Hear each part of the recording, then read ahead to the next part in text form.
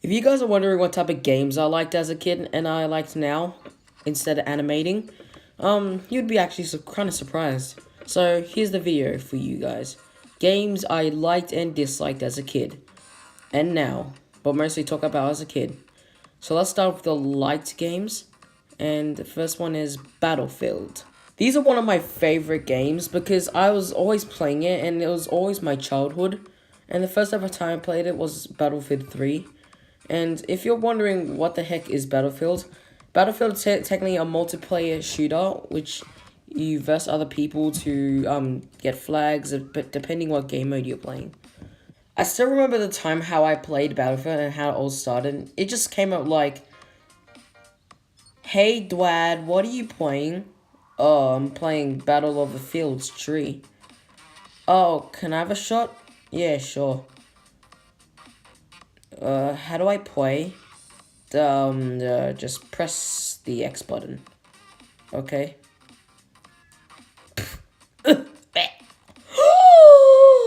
This game is amazing and I want to play more! And from that day, I've been addicted playing to Battlefield. I played nearly every day and every night, 24/7. Try not to stop. But you know, I don't really do Battlefield anymore because I'm doing animations for YouTube, and it's my new dream to become an animator now. But you know, whatever. Let's move. Balloon Tower Defense 5.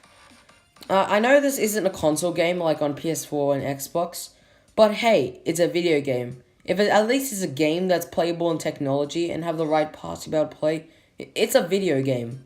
Balloon Tower Defense was one of my favorite games when I was a little child, and it just always been my favorite. And I just love this game. I always played it, non-stop.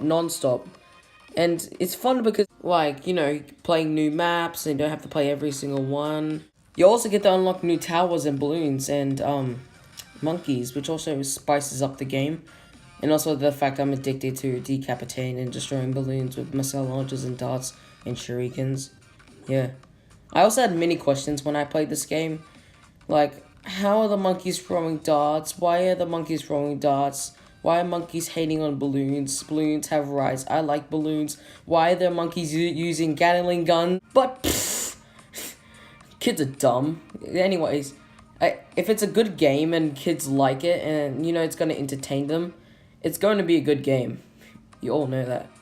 But, you know, if you don't even know what Balloon Tower Defense is, I'll just give you a quick run through it. So, Balloon Tower Defense 5 is a game where hordes of balloons come and attack your paths and stuff, and you need to defend it by using towers and monkeys. And the levels progress and get harder each time, which also makes the balloons much more stronger and aggressive.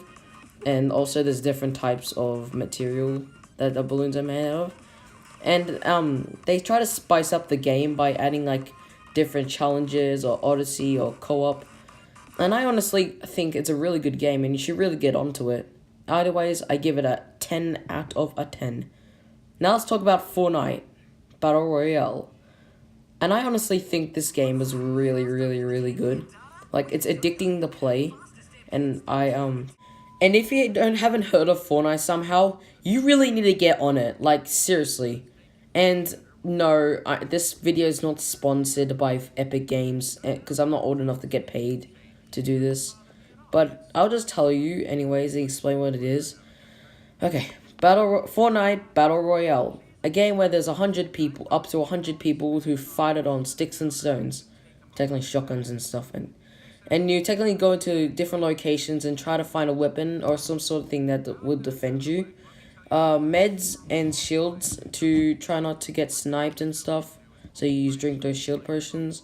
And you need materials and resources so you can build big forts at the end and now. And once you find someone that's super aggressive, you just start fighting and rushing them with freaking pistols and stuff. You also have to try to avoid the storm, which is this big hurricane thing where they try to, like, take some health off you. And it'll just be like the last two people in a small storm. And whoever wins will taste that sweet victory royale. And if you hate your stupid default skin and dance moves, you just go in the lobby, go to the item shop, and shop for some new skins and emotes and some new harvesting tools. But this is a downer about Fortnite. Is that the fact that everything's so expensive? Like, literally, a legendary skin is 2,000 V-Bucks. That's 40 bucks wasted for a skin and a back bling. Like, literally, it's wasting your money. It's trying to buy everything from your life. Like, it's literally if you threw 40 bucks into a fire and then getting a piece of crap in return. But, you know, you can spend your dirty money on overpriced skins. I like my rusty old default skin. Oh yeah, there's also Save the World. It's just about killing zombies and building forts and getting scammed by little salty 9-year-olds. And yeah, I think Epic Games is doing pretty good to get people's money and putting the price overpriced on skins. I bet you they're reining in money right now because it's really, really good. All in all, Fortnite's a great game, and you should really get on it, because it has amazing, amazing stuff. All in all, I'll give it a 10 out of a 10. Now let's talk about the games I hated the most. H1Z1. The first ever expression I had about this is, I don't want to play this game ever again, and I hate it. Also, not to be a scientist or a theory guy, but I'll get a bit of a prediction here about H1Z1. I'll just tell you right now, I predict that Fortnite not just only plagiarized Battle Royale, but also saved the world. And you're probably wondering how. So I did a bit of research to prove a bit of my point, and I noticed that H1Z1 was made late 2016 and was split into two versions. The number one was H1Z1 King of the Hill, and H1Z1 Just Survive, which was a zombie version of the game. And I feel like Epic Games took the idea of zombie version, but couldn't have taken the battle, because H1Z1 Battle Royale was made in 2018, and Fortnite Battle Royale was made in 2017. But what would you wondering, how did they get the Battle Royale idea from? And that's from trusty old PUBG, or PlayerUnknown's Battlegrounds. So Epic Games stole these ideas, plagiarized them, used them as their own, breeded a new game, which was obviously called Fortnite.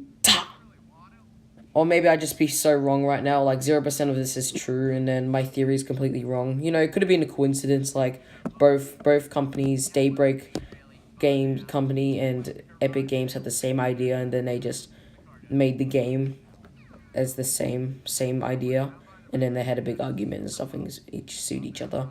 I give this game 3 out of 10, in my opinion, because I feel generous enough.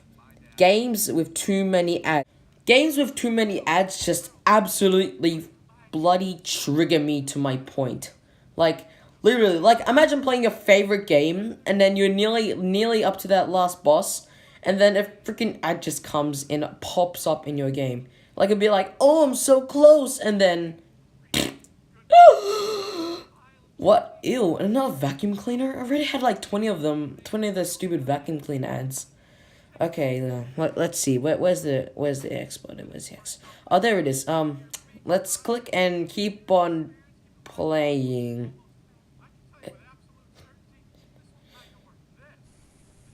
They ask you how you are, you just have to say that you're fine when you're not really fine, but you just can't get into it because they would never. Oh, I'm okay. It's just a game. I'm fine. And that, kids, is what happens when you play a game with too many ads. A really realistic version of what happens. So yeah, that's handling the video. Games I liked and games I disliked. But hey, that's just a theory. A game theory. And yeah, thanks for watching. Wow, that was a very long video. Over 10 minutes.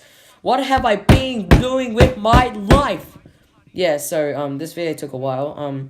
Sorry it took a while to release this because I had to do school and stuff, and I had to do homework and studying. Yeah.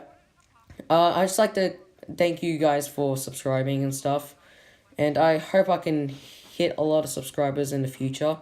Like literally spank him and stuff.